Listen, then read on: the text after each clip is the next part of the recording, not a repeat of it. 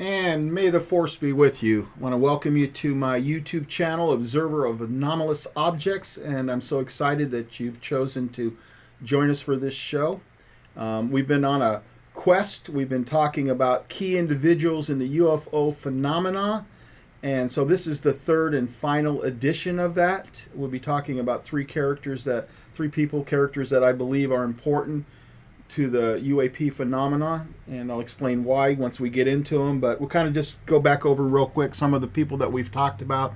We've talked about Lou Elizondo, who was the director of ATIP. That was the government's secret agency that was investigating UAPs through the military, wasn't necessarily looking at civilian cases. That would be OSOP that was doing that. But anyway, he was a key individual, key figure in the phenomenon. Chris Mellon, who was the Assistant Undersecretary of Defense for Intelligence. We've also talked about him and what he brings to the table and why he's important. His credibility from the position he had and the fact that he is so adamant that there is something going on out there that we need to investigate. And so that gives us a lot of credibility coming through him. And then, of course, David Marler. He is an expert on triangular UFOs. And so he's even written books about them. But the other thing I think that makes Dave important is that he is archiving all kinds of ufologist records that they had. Some of them have passed and aren't here anymore, and they left their records with him. And so him and others, including Diego, is doing it. They're bringing this stuff together. And someday when they get it all categorized, not only will it not be lost to time, but you and I will have the opportunities to go on their website and access old files and stuff like that. And so he was really important. Then, of course, the last video we talked about George Knapp. He's an investigative reporter out of Las Vegas. I call him the grandfather of UFO reporters, and I don't know where we'd be without him. And the next person that we talked about in our last episode was Avi Loeb. Avi Loeb is an astrophysicist from Harvard. He's the one who asked the question whether a certain asteroid by the name of Oumuamua might be a spaceship. And I think they're still asking that question today, according to his last paper. But once again, he is a Harvard professor, not a harvest professor, but a Harvard professor. And so what he brings is scientific credibility, and so does the next person that we talked about last week, and that is Gary Nolan. He's a biologist out of Stanford University, and so once again, when you're talking about Harvard, when you're talking about Stanford, you're talking about some of the most preeminent universities in our country. And so when you have professors from those universities saying that we need to look into the phenomenon, they're doing it in their own individual ways, that gives credibility to what we are doing here. And we need people like that. Now, we're going to move on today, and we're going to talk about people like Jeremy Corbell. And Jeremy Corbell is one of those guys that he's a little controversial. But I still think he's a genuine person. I think he's credible myself. I know other people think he's a little out there. And if you watch his shows, he kind of has a way of doing it. But I don't think he is. I think the phenomenon is out there. And I think that's the thing that people have a trouble wrapping their minds around, is that the phenomenon is out there. It is so big and so broad, and it contains so many parts that it's really hard to wrap your mind around it. And so I think sometimes people misunderstand Jeremy. Let me give you a little bit of biographical information on Jeremy. He was born on February 3rd, 1977, and by my calculation, that makes him 46 years old. He was born in the City of Angels, Los Angeles, California. He's married to Katrina Bay, which you don't see her very often as well. He graduated from Harvest West High School in 1995. Then he went on to the University of California, Santa Cruz, where he received a Bachelor of Arts in Quantum Studies. and so he's educated. Another thing you may or may not know about Jeremy is you probably don't want to pick a fight with him. He's actually a black belt in jiu-jitsu, so he's probably not one you want to pick a fight with. He also taught jiu-jitsu and yoga at the University of California, Santa Cruz, and he developed his own style. Now catch this. It's called Quantum Jiu-Jitsu and Warrior Yoga. I mean, that can only come from Jeremy Corbell. And like I said, he's a black belt in jiu-jitsu. And here's kind of a fascinating fact. You may or may not know this. I'm assuming you probably don't. Is that one of his jiu-jitsu demonstrations has received over 5.9 million views on YouTube. And the source of that was Black Belt Magazine in October 2004. He's written at least one book, and it was written in 2001, and it's titled Radiant Source, Cultivating Warrior Consciousness, and it is a philosophy about martial arts. Now, the truth of the matter is those things are interesting, but none of those things in themselves make him a key individual in the UFO phenomenon. What makes him a key individual in the UFO or UAP phenomenon is that he is a documentary filmmaker. In fact, he's made some documentaries and films. I'm not going to get into detail on all of them, but I'll give you the titles of them. There's Lost Vegas. It's a short film. Immaculate Deception. The third one is The Anonymous Interview. Number 4 is Truth Embargo. Number 5 was Nano Man, and he subcaptioned it under Utility Fog. Of course, now we're starting getting into the things that we're interested in, that although some of those things may apply too, but the next 3 are really going to apply to the phenomenon. One was Patient 17, and that's where Jeremy did a show on a gentleman, a surgeon by the name of Dr. Roger Lear, who claimed to remove alien implants that were embedded by aliens monitoring the Earth. And so that was obviously one of the reasons that people might think he's a little out there, but I don't think he is. And then, of course, The Hunt for the Skinwalker, which is based on George Knapp and Dr. Colm Kelleher, their book that came out. And so he made a movie of it, or a documentary version of it. And then the one I think that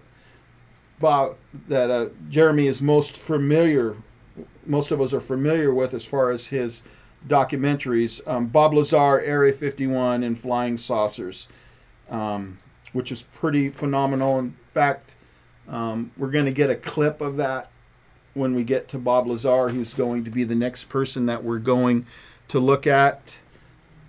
Jeremy has an amazing website. It's called extraordinarybeliefs.com. Let me say that again in case you didn't hear it.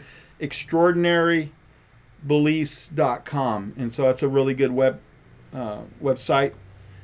His latest work is a podcast where he talks about UFO, the phenomena issues. The name of the podcast is Weaponized, and his co-host is none other than George Knapp. And if I remember right, George Knapp was kind of Jeremy Corbell's mentor. And so it's been a very popular podcast. I think they're at episode 9 or 10 right now. And so a really, really good podcast. And if you haven't seen it, I would recommend that you go ahead and take a look at that, because it's really, really good. Now, here's some facts that you can't get from a lot of places. Maybe if you researched a little bit, you could find them. But many of us have seen the movie I Am Number 4. And so it's an alien movie. It's about these children, I think mainly children, were brought over to Earth to protect them because there was a war going on in some other galaxy. And so they're being hunted. And there are a lot of fight scenes in this movie. And supposedly, according to the documentation I have, Jeremy Corbell consulted in those fight scenes, and that was from like 2011. And then there was another movie, I'm not sure I can pronounce it, where it was a martial arts action movie, and it was out in 2010. And Bunratku is the closest I can come up with a translation. But like I said, it's a martial arts action movie, and I'm sure that he, with his jiu-jitsu background, he probably helped choreograph some of the fight scenes in there as well.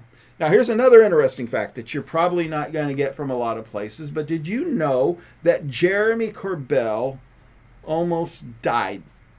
In fact, when he was traveling over in India and Nepal, he caught what was known as valley fever, and he lost like 35 pounds. He almost died from this. And so one thing I learned when we went to Egypt is do not drink the water. Hear me now. If you don't hear anything else and learn anything else in this video, if you go to a third world country, do not drink the water. Make sure you get bottled waters. Otherwise, you will be very, very upset with the problems that are going to come from that. Now, the next person I want to move on to is Bob Lazar. Now, Bob Lazar is one of those controversial figures. I'm just going to say it. I think he is the most controversial figure when it comes to UFOs, when it comes to the UAP community.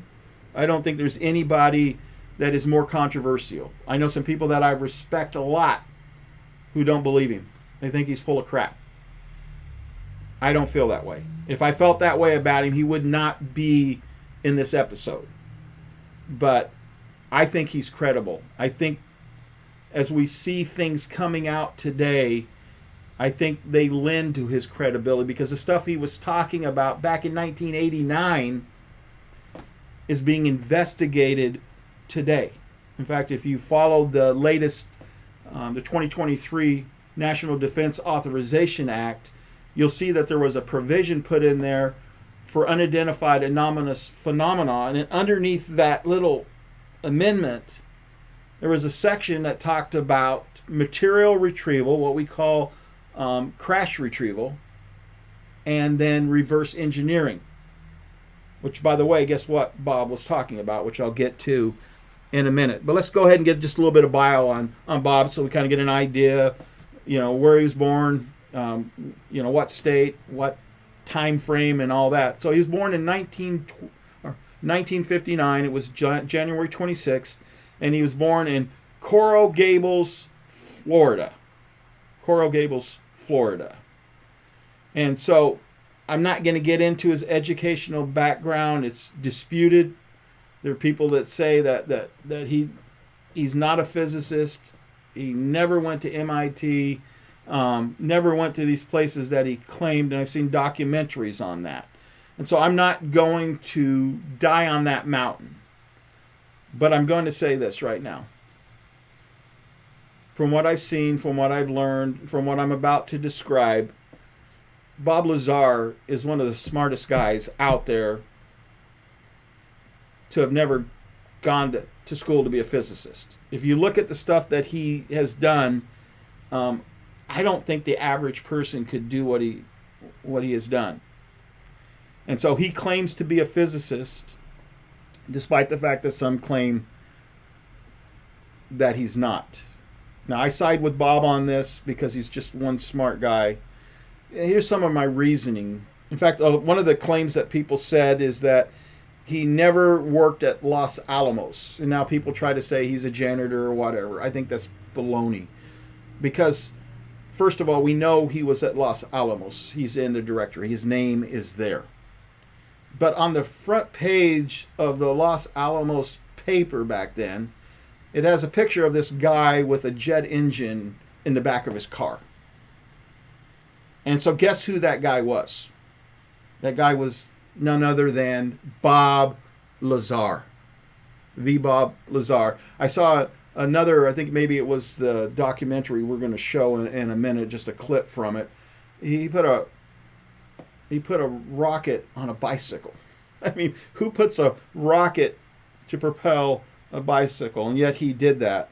Now, the one that I want to point out right now, and I think it's on this same documentary that we're going to see, the one that Jeremy Corbell wrote, is that Bob built a semiconductor. And the reason he built it was to create a fuel source out of hydrogen, which would go on to fuel two of his vehicles. And George Knapp attests to seeing the semiconductor and seeing these vehicles of Bob's that were being powered by hydrogen. Somehow that's all tied together. But George Knapp attests to seeing it. He did. And so my thing is this: if you believe George Knapp, then you have to believe Bob Lazar. And I trust George Knapp. I mean, he's won so many awards and Peabodys and stuff like that. I don't see why in the world he'd put his reputation at risk if Bob Lazar was a fraud like a lot of people think he is. And so George Knapp attests to seeing this semiconductor working and doing exactly what it's supposed to do. Now, the whole mess with Bob Lazar started with an interview that he did with George Knapp, and he claimed to be a gentleman. He gave an anonymous name of Dennis. And supposedly, Bob Lazar worked at Area 51 in this special section known as S4. And Bob's claim was while he was there, that he was working on reverse engineering the propulsion system for a flying saucer. In fact, Bob talked about seeing 9 separate flying saucers when he was there and trying to reproduce it. Now, one thing that Bob said back in 1989 is that they weren't really having a whole lot of success re-engineering these things. It's kind of like throwing a computer back into the 1800s, early 1800s, and somewhere in there. It's like, hey, what do you do with this? I mean, how in the world do you reverse something like that? But what I'm hoping is over the last 30-some years is that maybe we've made some progress in that. Now, I want to go ahead and I want to show you just a short clip of this video that Jeremy Corbell made about Bob Lazar. And it all started in the desert, just north of Las Vegas.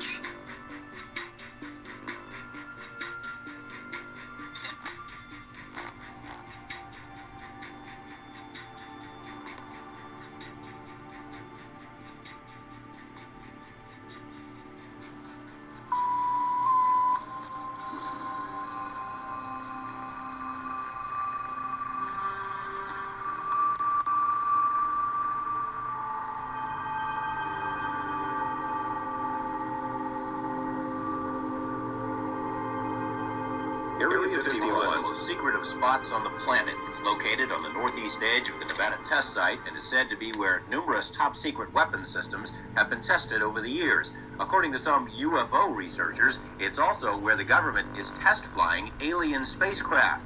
It sounds pretty far out, but some Las Vegas residents report having seen these flying saucers. Okay, the value of Bob Lazar, as far as my opinion is that he gives us an insider view of what was taking place in Area 51 in the late 1980s, because that's when he worked there. And so I just think that he really brings some insider information. A lot of people reject it, but between him and George Knapp, they're the ones that really put Area 51 on the map. Now, I know the government doesn't like that, but they put it on the map. And so that's why I put him as one of the key individuals in the UAP phenomenon. Now, the last one I'm going to put up, and let me just say this before I go to it. There's a lot of other names that could be here, but I didn't want this series to be 6 episodes long. And so I chose the 9 people that impacted me the most as far as the phenomenon goes. People that I thought, if there was somebody coming into this phenomenon without any background at all, these would be individuals that I would want you to check out. These are individuals that I'd want you to listen to. I mean, as everybody knows, you can't trust everyone on UFO Twitter. You just can't. There's some people that are very credible, and there are some of them that are just full of crap. I'm just going to say it. And so these are people, in my opinion, that are credible. These are people that if I was to start off from scratch and I had no knowledge at all about the UAP phenomenon. These are people that I would want to hear about, people that I'd want to listen to help me better understand what it's all about. Now, the last person I want to talk about is going to be Christopher Sharp. Christopher Sharp. Now, one thing I really appreciate about Christopher is that I asked him to send me some information about him. I mean, he's not as well known as some of the other people that I've mentioned, and so it was really hard. You couldn't find a Wikipedia article, or you couldn't go to the Stanford University or to Harvard and get information like I was able to do on some other people. And so it was really important that I got this information directly from him. And so special shout out to Christopher Sharp for sending me this information. Christopher's a great guy, and I have the utmost respect for him as well. And so let me give you some of the information that he gave me so you get a better picture of who exactly Christopher Sharp is. I'm just going to start off to say that he is the founder and editor-in-chief of the Liberation Times, a news outlet, so you know up front who he is. He's also the senior contributing journalist at Daily Mail, which is also based in London. And so shouldn't be any surprise when I talk about where Christopher Sharp was born. He was born in Reading, Berkshire, England. He was born in July of 1986, which by my calculation, he'll be 37 in July, but as of right now, Chris is 36 years old. He talked about some of his hobbies include things like jogging and kickboxing. I think that maybe him and Jeremy Corbell could get together and do a little kickboxing, a little jiu-jitsu. He likes soccer as well. I think they probably call it football over there. Interests are politics, traveling, classical fiction, and of course he says lots and lots of music, and I can relate to that. I love music as well. He said his biggest accomplishment in his life is his son. His biggest love is his wife, his son, and his daughter, who is on the way. He's going to be a proud daddy, and I guess the girls due in June, and so he's going to have 2 children, which, by the way, that's what I have. I talked about some of his passions, and he says he loves history, and his favorite historian is a gentleman by the name of Tom Holland. And this is exactly word for word what Christopher said to me as he was describing Tom Holland. He said he presents history with in-depth nuance. He's obsessive about facts and presenting historical characters in context to the time they lived in. They lived in as well. Now let me go ahead and see if I can get you a quick picture of the Liberation Times. This is the paper, the news outlet that he founded, and this is the way it describes itself.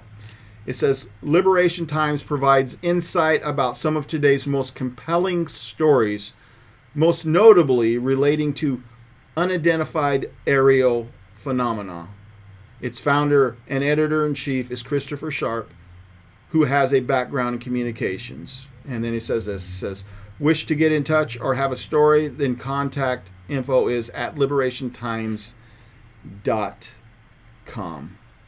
Now, the reason I respect Chris so much, and it kind of goes with George Knapp as well, except for George Knapp has been doing this for a long, long time. And I'm not sure exactly how long Christopher has been doing this, Mr. Sharp has, but I know as long as I've been on UAP Twitter, I've seen his post. And so he's got some great articles. I mean, some really great articles about different events in ufology, everything that's going on with the government. And so you can go to the Liberation Times and find their archives, or even on the front page, you can scroll down and they'll have pictures, and then it'll have a snippet of what the story's about. But if you actually click on it, then you'll get a more in-depth view of what the story is. And so what makes Christopher Sharp, for me, and I think I probably said this already, is just the fact that when very few people, reporters I mean, were willing to look at the subject, there was only a few, and Christopher Sharp was one of them. George Knapp was another. Now, I know today you've got, Tucker Carlson. You've got a bunch of other people out there that are finally jumping on the bandwagon. And they're finally starting to talk about these things that are flying around in our skies. But up until, I'd say, a year ago, it was pretty much taboo. I mean, reporters did not want to report on it. They seemed to just, whatever the government said, they just listened to them. But now there seems to be an awakening. There seems to be an awakening in Congress. There seems to be an awakening with the media. And there also seems to be an awakening within our country and within our world. We've been lied to for so long. And it's hard to understand why, but we have. The government has lied to us. And I do believe that the mainstream media has been complicit in this. And it, you know, if you study the subject, you know it goes all the way back to even before Project Blue Book. But Project Blue Book was kind of the government's attempt to kind of shut down all conversation on it. And so to have somebody like Christopher Sharp and, like I mentioned, George Knapp earlier, to be brave souls, to kind of pioneer their way into reporting on this, being the pioneers when others would not talk about it. Christopher Sharp was one of the individuals that did it. So that's one of the reasons that I really have a lot of respect for Chris. The other thing is that he's a down-to-earth person. I mean, I asked him for some help in this project, and he dropped everything and helped me immediately. And so he's another person that I think is very, very important, a key individual into the UAP phenomenon. Now, just to give you kind of some insight on where I'm going after this, is I'm going to start talking about key events in the UFO phenomena. I'm going to tackle some that are familiar, like Roswell, but I'm also going to try to tackle some that aren't so familiar, if I can get the information I need. I mean, Kecksburg is another famous one, but Rendlesham Forest. I just want to get a new, fresh look at these things.